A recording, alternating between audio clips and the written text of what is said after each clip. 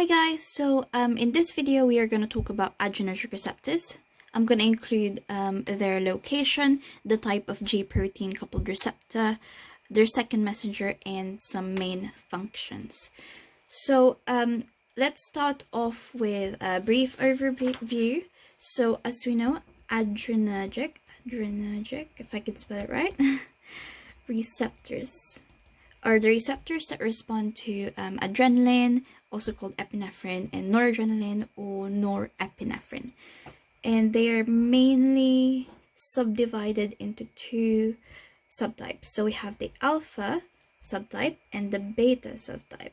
So alpha, we have alpha 1 and we have alpha 2. And then beta, we have three different ones. So we have beta 2, 1, beta 2, and beta 3. Okay, so let's go into more detail. So as we know, we have alpha 1, we have alpha 2, beta 1, beta 2, and beta 3. Okay, so alpha 1, they are mainly found in vascular smooth muscle of our blood vessels. So they are found in vascular smooth muscle of our blood vessels,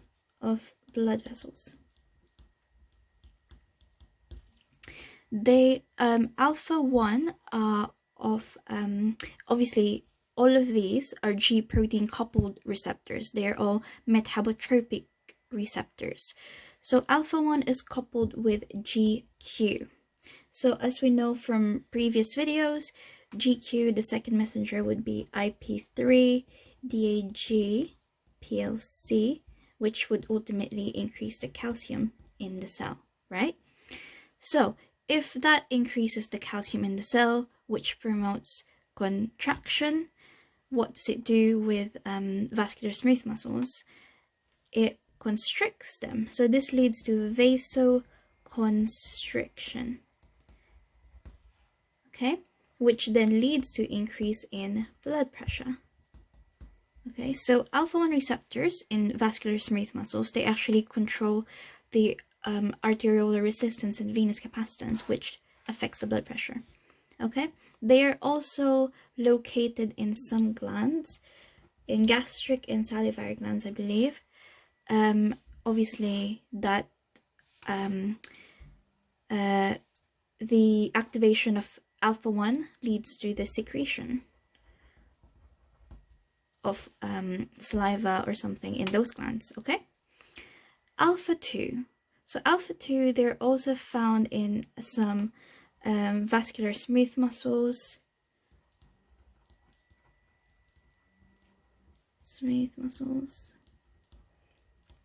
Of obviously blood vessels. And they are also found in some nerve terminals, both in the brain and in the periphery. Nerve endings or nerve terminals in the brain, so CNS and periphery. Okay, so alpha 2 are G protein coupled receptors as well, and they are coupled with the GI type, so the G inhibitory type. Sorry. So second messenger would be CAMP, but obviously because it's inhibitory, it would lead to decrease in CAMP and decrease in pKa, right? So if they're inhibitory, right? So what do they do in the vascular smooth muscle and things? And in the nerve terminals. So in the nerve terminals, what they do is they decrease the sympathetic activity. So decrease in sympathetic activity, right? And it decreases as well the release of certain neurotransmitters via negative feedback. So it decreases the release, for example, of norepinephrine via negative feedback.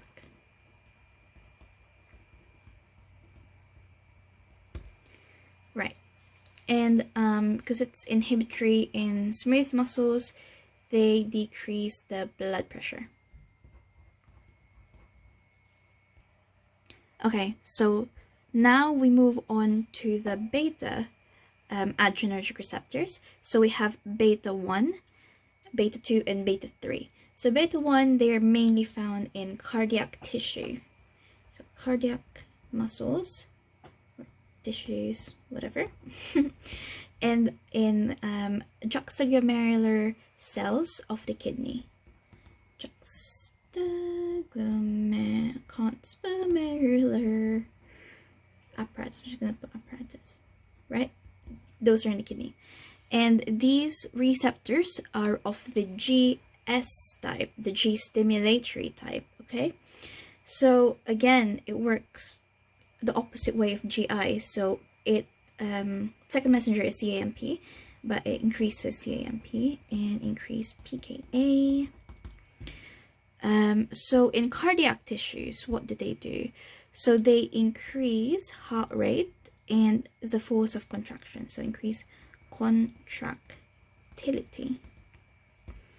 And in the juxtaglomerular apparatus, what they do is they increase the release of the enzyme renin.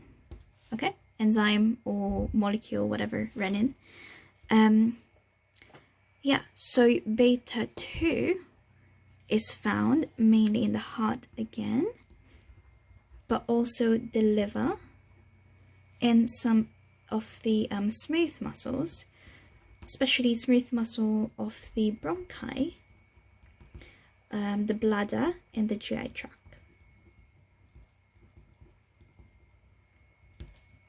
So beta 2 is again a G protein coupled receptor. As I said, all of the adrenergic receptors are G protein coupled receptors, okay?